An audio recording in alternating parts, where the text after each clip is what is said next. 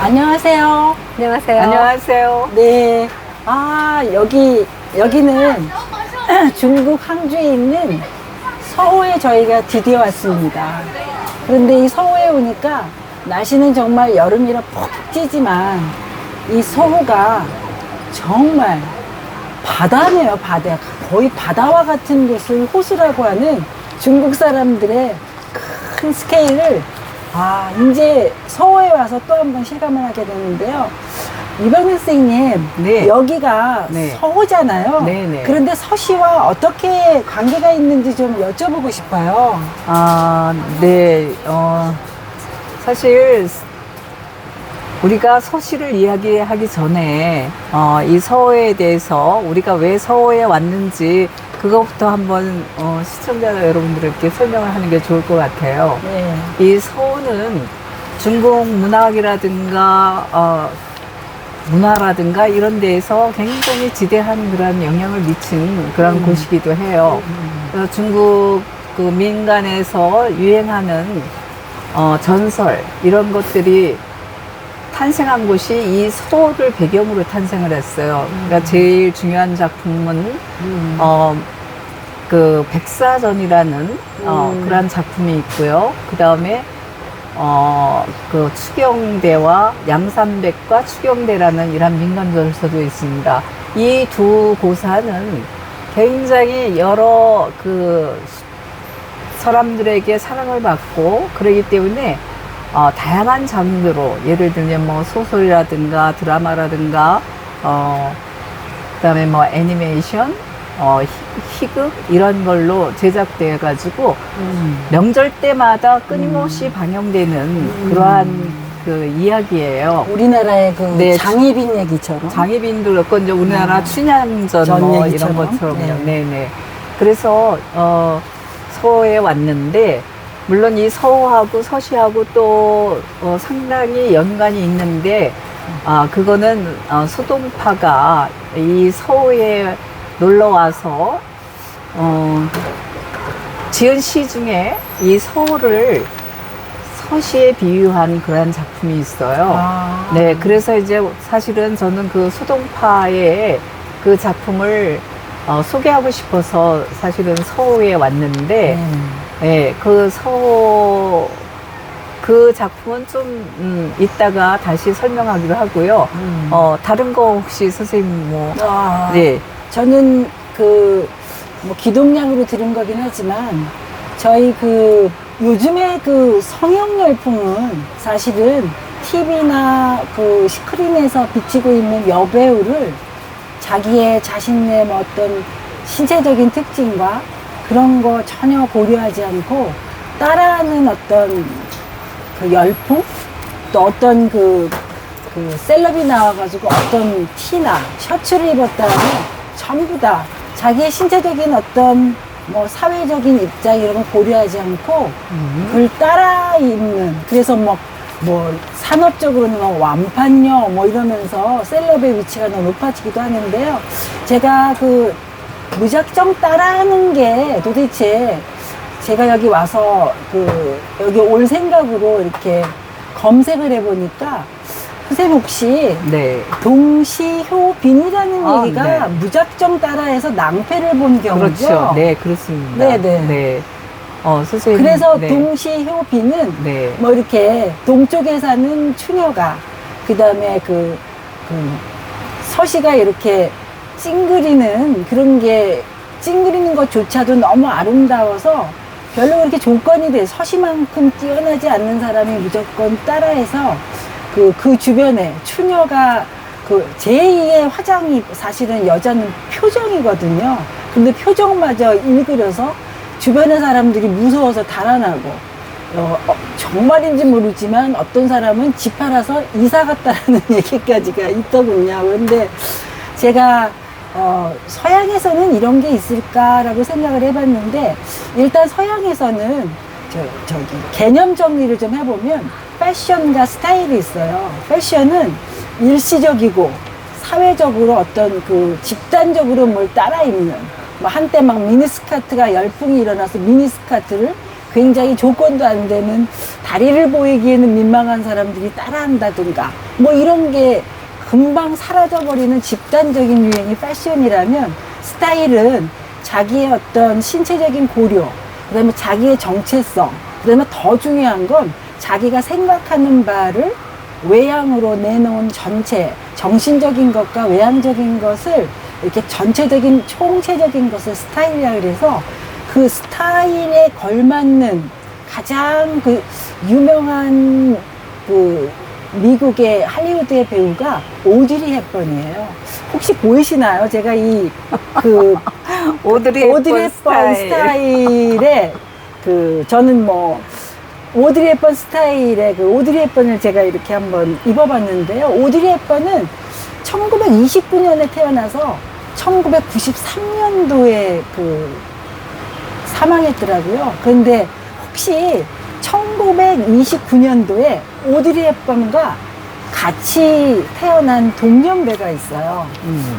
누구냐면 혹시 안네 프랭크라는 그 홀로코스트의 희생자인 안네 프랭크가 1929년생이었거든요. 그래서 이 안네 프랭크와 그 오드리 헵번은 똑같은 동갑내기로서 제2차 세계대전의 전쟁 속에서 한 사람은 전쟁의 고비를 겪어서 셀럽이 되고 한 사람은 아깝게도 어린 나이에 목숨을 잃은 그런 경우가 되는데요. 그 오드리 헵번은 안네 프랭크의 그 안내 일기가 나왔을 때 제안을 받았다 그래요. 안네 프랭크로 한번 그 역할을 해서 한번 안네의 일기를 찍어보지 않으려냐 그랬더니 자기는 전쟁을 기억하기도 싫은, 그러면 안네 프랭크한테도 같은 고통을 겪었던 내 동년배한테 고통을 주고 싶지 않다 그래서 사양했다고 하는 그런 일이 있거든요.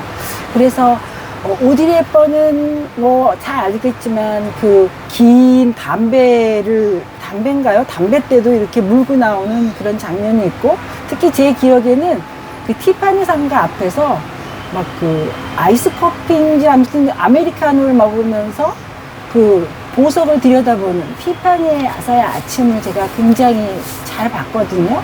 그래서 그 오드리 헵번은 자기만의 그 지방스이라는 그 프랑스 디자이너와 함께 자기만의 그 스타일을 만들어서 헵번 스타일이라는 그 아직도 그 젊은 여자나 그 다음에 나이든 저희들에게도 헵번 스타일로 해주세요 이렇게 하는 말이 인구에 회자하고 있는데요. 이 사람은 그 얼굴이 예쁠 뿐만 아니라 자기의 그 제2차 세계대전 이후에 그 전쟁 때 그 배고픔으로 인해서 평생 아무리 많이 먹어도 살이 찌지 않았다고 해요. 그래서 그 전쟁 때 어떤 고통을 나는 이렇게 유엔으로부터 아마 그 기아에 허덕일 때 원조를 받았나 봐요. 그래서 그 원조를 잊지 않고 나는 그것을 다시 되갚아야 한다 라는 생각으로 유니세프 친선대사가 돼서 아주 늙어서까지 기아에 허덕이는, 아프리카의 기아에 허덕이는, 특히 어린이를 위해서 많은 일을 했다고 하는데, 이렇게 많은 그 셀럽들이 뭐 유행처럼 오드리 헵번을 필두로 아프리카에 많이 가서 봉사를 했지만 그 오드리 헵번만큼 그 어린 그 아이를 이렇게 손에다 안고 그 아름다운 늙었지만 요즘 막 주름을 지으려고 막 보톡스를 맞고 그러지만 이 아름다운 여인이 주름이 이렇게 더덕더덕 붙여지고 그 다음에 뭐 이렇게 셔츠 하나 입고 그 기아에 허덕이는 아이를 정말 따뜻한 게 보금고 이렇게 안고 있는 사진을 보면 정말 이 사람이 왜 헵번 스타일을 처음 창시했는지 알 수 있는데요. 이 사람이 한 말 중에 가장 그 대표적인 말이, 친선 대사로서 했던 가장 대표적인 말이 손에 대한 얘기예요. 두 손에 대한 얘기인데 한번 제가 읽어드리겠습니다. As we grow older, you will discover that you have two hands, one for helping yourself, the other for helping others. 우리는 늙어가면서 다음과 같은 사실을 알게 된다. 우리에게는 두 손이 있는데 한 손은 자기 자신을 위한 손이고 다음 한 손은 남을 돕기 위한 손이다라는 명언을 남겼어요.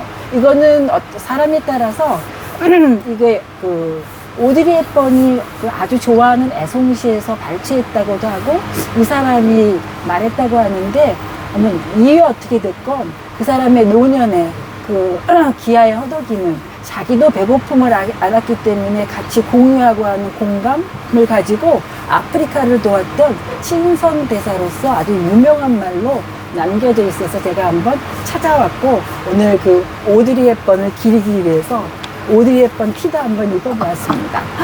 네, 선생님은 이 서시를 통해서 네네.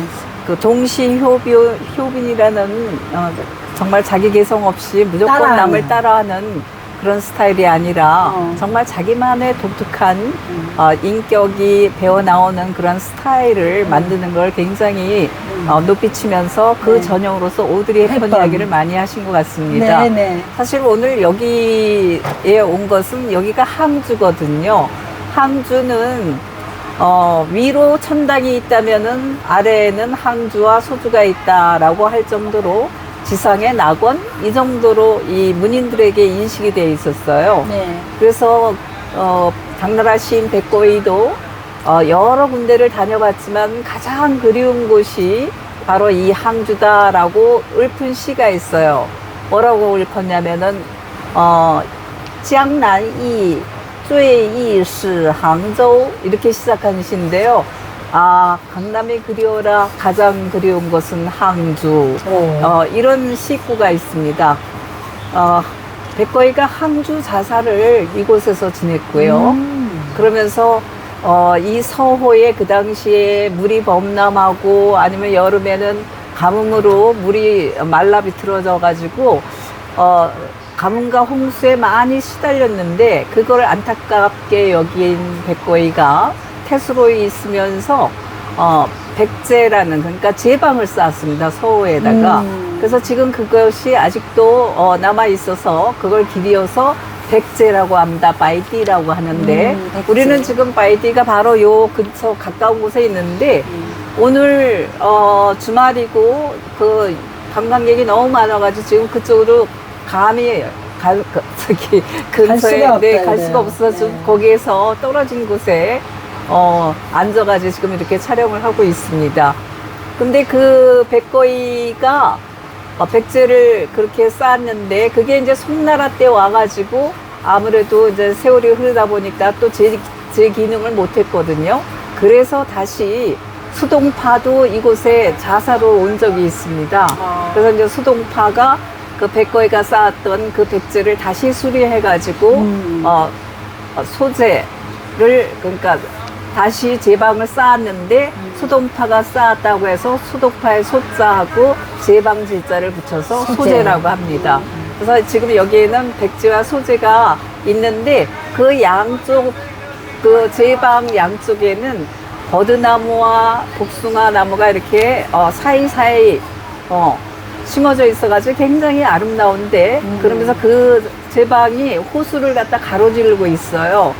거기도 사람이 너무너무 인산인해고 완전 땡볕이어가지고 저희 무서워가지고 없어요. 그냥 갈 수가 거기서 없어요. 조금 떨어진 데에 사람이 덜 있는 곳에 약간 한적한 곳에 와서 서울을 배경으로 지금 이야기를 하고 있는데요. 저희가 좀 더 젊고 아니면은 좋은 계절에 왔다면은 그 소재와 백제 앞에서 제대로 찍었을 텐데 좀 아쉬운 면이 있긴 합니다. 그래서 오늘 제가 이 아까 최수미 선생님이 그 동시효빈 서시 얘기를 했는데 그 이 서호를 서시에 비유한 작품이 바로 소동파가 쓴 작품이에요. 그래서 저는 오늘 그 시를 한번 소개해 드리고 싶어요. 네네. 제가 너무 오래 얘기한 것 같은데 조금 쉬었다가 선생님 시를 먼저 얘기해 주시면 그 시에 대해서 얘기를 할게요. 그럼 그 시의 처음 구절이 이렇게 시작합니다. 水光艳烈清芳好山色朦胧雨亦奇. 요게 이제 첫 번째, 두 번째 구절이에요. 약간 수이광 옌리엔 칭팡하오라는 거는 그 햇볕이 쨍쨍 내려지는 서호의 아름다운 물결, 맑아도 아름답고, 그러니까 맑은 날에 서호의 물결을 봐도 아름답고, 그 다음에 그 뒤에 산서 몽롱 위이치, 이거는 몽롱한 산빛, 비가 와도 기이하도다, 기이하여라, 참 특이하고 아름다워라, 이제 그런 얘기예요.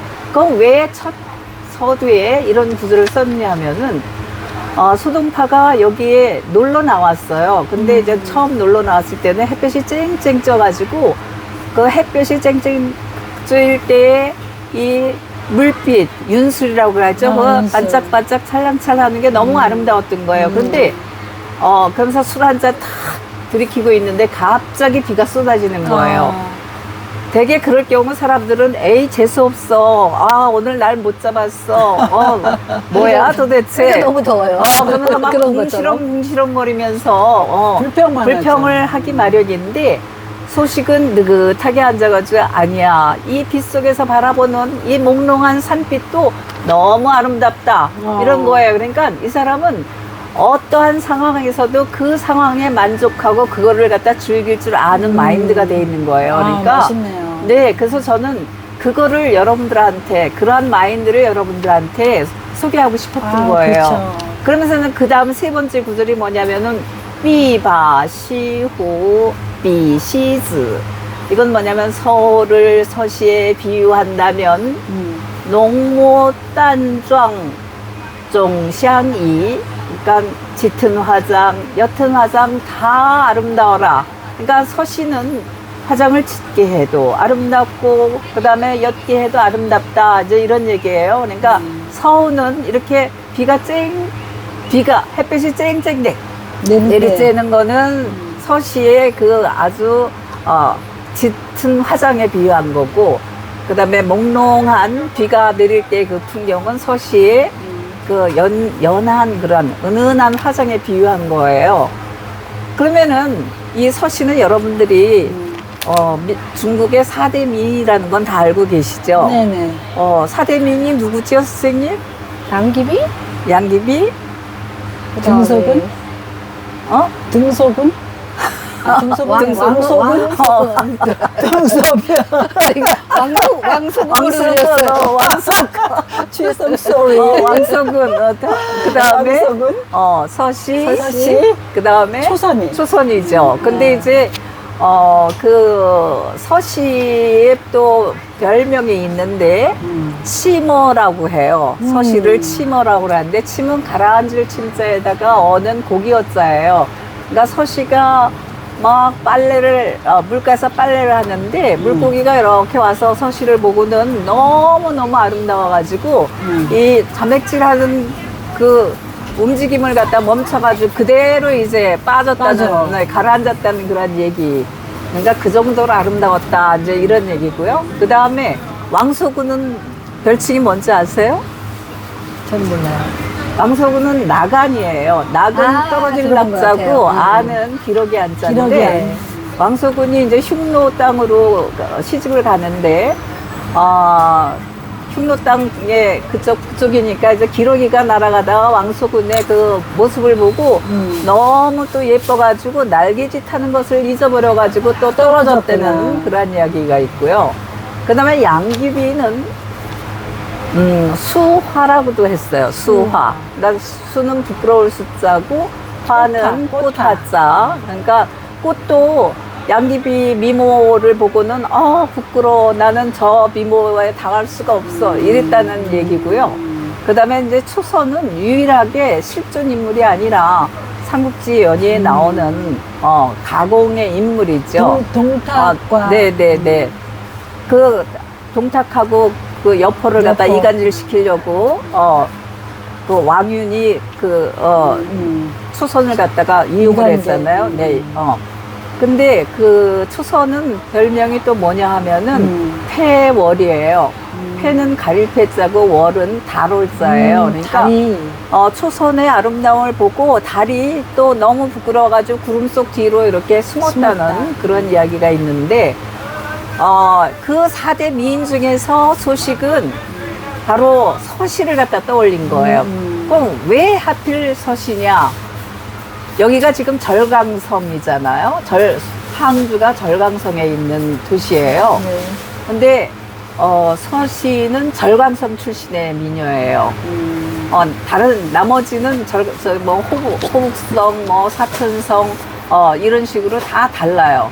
그런데 서시가 여기 항주하고 가까운 도시가 여기 소홍인데 우리 어제 소홍에서 거기 보니까 거기 절하촌 그러니까 서시가 태어나서 자란 거기 가는 고향의 그 표지판이 이렇게 보이더라고요. 지나왔어요. 소홍에서. 네, 지나왔죠 우리가. 그래서 아마 서시를 떠올리지 않았나. 그리고 그 4대 미인 중에서 서시가 가장 가냘프고 아름답고 뭐 이러고 그 다음에 이 서시의 죽음과 관련됐을 때도 이 서호에 월나라 왕 부차가 너무 괘씸해가지고 서시를 가죽 자루에다 넣어서 이 서호에다 빠뜨려서 죽였다 뭐 이런 것도 있고 그러니까 이 서호하고 서시는 너무 관련이 많은 거예요. 네. 그래서 이제 서시의 아름다움에 이 서호를 비유하지 않았나 이런 생각이 들고요. 저는 어쨌든 수동파는 일생을 통해서 정말 21살의 과거에 급제해가지고 굉장히 탁월한 재능을 가지고도 결국은 뭐 그 당시에 신법과 국법의 대립으로 인해서 굉장히 뭐랄까 불우한 그러니까 기본 많은 그런 관리 생활을 했다고 할 수 있어요. 지금의 해남도까지 이 소식이 좌천을 갖다 당했거든요. 그런데도 불구하고 소식은 늘 낙관적이고 긍정적인 그러한 생각을 가지고 오늘은 내일보다 좋아질 거야. 이렇게 살다 보면 좋은 날이 꼭 올 거야. 뭐 이런 그 긍정적이고 낙천적인 그런 마음이 요즘 우리 현대를 사는 우리들에게 많은 시사점을 주는 것 같아서 네, 소개를 했습니다. 네네. 아주 네.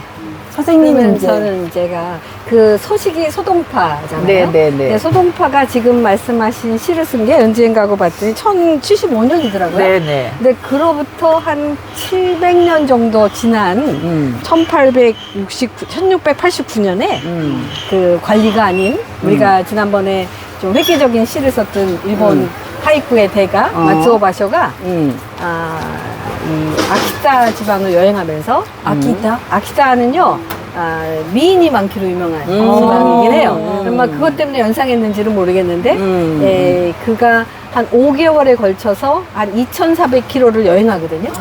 그 중에 이제 동북지방의 아키타에 갔을 때 이런 시를 하이쿠를 남깁니다. 하이쿠니까 여러분 잘 아시겠죠? 575입니다. 575 하이쿠는 이렇게 남겼어요. 키사카타야. 그러니까 키사카타가 지방의 이름이에요. 그러니까 그 아키타에 있는 지방, 지금의 아키타 지방의 이름이고요. 키사카타야. 아메니 아마 서시를 얘기하는데 세이시라고 읽어요, 일본에서는요. 세이시. 아메니 세이시가 세이시가 일곱이죠. 네부노하나 뜻이에요. 그래서 오치로죠. 하나가 꽃인데. 맞아요. 기사 같아요. 아메니 세이시가 네부노하나 이런 시 딱 17음으로 간결하게 시를 썼는데요. 무슨 뜻이냐면 기사 같다를 바라보고 아멘이 비에 빗속에 세이시가 서시가 바로 네부노 하나구나. 네부노 하나가 바로 꽃이구나. 비에 젖은 세이시가 꽃이구나. 무슨 이거는 꽃이냐면 소식의 시의 영향을 분명히 받았네. 이런 그래서 이제 그거에 대한 설명을 할게요. 근데 이제 네부노 하나라는 것 자체는 우리나라 이름으로는 자귀나무더라고요. 근데 자귀나무인데 일본에서는 그게 잠자는 꽃이라는 이름의 꽃이에요.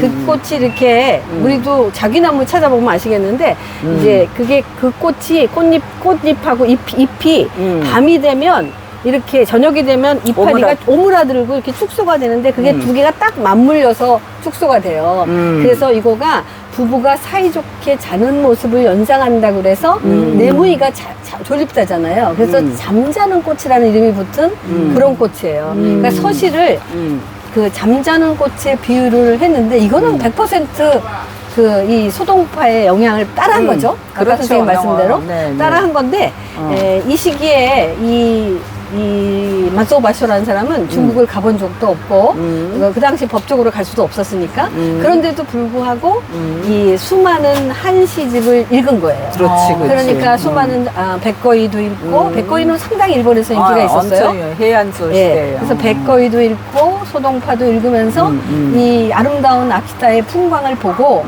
아 이거는 소동파가 읊은 서시가 연상되는 그런 곳이구나. 다만 다른 점은 거기에서는 맑을 때도 아름답고 비 올 때도 아름답다 그랬는데 여기에는 비에 젖은 꽃이 서시 같구나 이렇게 차용을 해서 쓴 거죠. 지금으로 따지면 저는 좀 이렇게 인용해도 되나 남의 거를 이렇게 생각하는데 아니요. 그 근데 당시의 시인은 결국은 그때의 시감과 지금의 시감을 비교해서 이중적으로 즐기는 그래서 말하자면 문학적 게임같이 그거를 이해하는 사람들이 전번 거에 그 전에 그 전거도 즐기고 지금의 그치, 풍감도 그치, 즐기고 그치. 그런 면에선 이 굉장히 이 소동파의 영향을 받았지만 또 따라했지만 그 당시에 그런 문학적 유희구나 이런 거를 연상할 수 있는 그런 시인 것 같아요. 그런 면에서 좀 따라했지만 근데 살아있는데 사실 서글픈 게요. 그 아름다운 그 지역이 그 뒤로 지진으로 사실은 거의 사라졌어요. 육지가 됐어요. 굉장히 수많은 섬이 이렇게 떠 있는 아름다운 풍광이었는데 지금은 그 이 지형이 바뀌어서 변해버렸지만 그래서 사실은 어떤 면에서는 춘절일지도 몰라요. 그러나 그러한 따라하는 심리로서 그 여러 가지를 즐길 수 있는 문학적 유희를 하는 그런 여유가 있는 그런 것이 연상이 되는 거죠. 그런 따라하기는 참 괜찮은 거네요. 그래서 동시효빈하고는 네. 차원이 다른. 그래서 그렇죠. 제가 이제 마무리를 해보면 제가 아니 마무리하기 전에, 제가 아까 그 백사전 얘기 잠깐 네, 언급했고 네. 추경대 양산백과 추경대 얘기를 했는데 백사전의 그 중요한 그 스토리는 뭐냐면은 백사는 흰 뱀이에요. 흰 뱀이 천년의 수양을 거쳐가지고 예쁜 여자로 태어나서 이 서호에 있는 단교가 있어요. 저기 보면은 단교에서 그 허선이라는 남자를 만나요. 근데 그 전생의 허선한테 백소정이가 은혜를 갖다 입었던 모양이에요. 그래서 이제 이 생에 와서 허선한테 그 은혜를 갚으려고 이제 왔는데 허선은 굉장히 성실한 청년이고 순수한 마음인데 약방을 운영하는 청년이었어요. 그래서 이제 이 백소정이 이 사람한테 자기의 어떤 사랑을 고백해가지고 둘이서 결혼을 하고 그 약방 운영하는데 많은 도움을 줘요. 그래서 굉장히 이제 돈도 많이 벌고 그랬는데 거기에 이제 그 고승이 등장을 해요. 근데 그 법회라는 고승이 등장했는데 이 사람은 알아요. 저 백소정이가 그 뱀의 요정이라는 걸 알아요. 근데 그 뱀의 요정은 단오날 웅황주라는 술을 마시면은 그 본색을 갖다 드러낸다고 그래요. 그러니까 자꾸 허선을 꼬여가지고 술을 마시게 해요. 그래서 허선이 넘어가서 술을 이제 마셨어. 그래서 뒤다 보니까 그 자기 아내가 뱀이 막 허연 뱀이 이렇게 돼 있으니까 기절을 하는 거야. 그래서 기절해가지고 못 깨어나니까 또 백소정이가 그 곤륜산까지 가가지고 죽지 않는 약을 구해가지고 와서 이제 천신만고 끝에 구해가지고 와가지고 살려내요.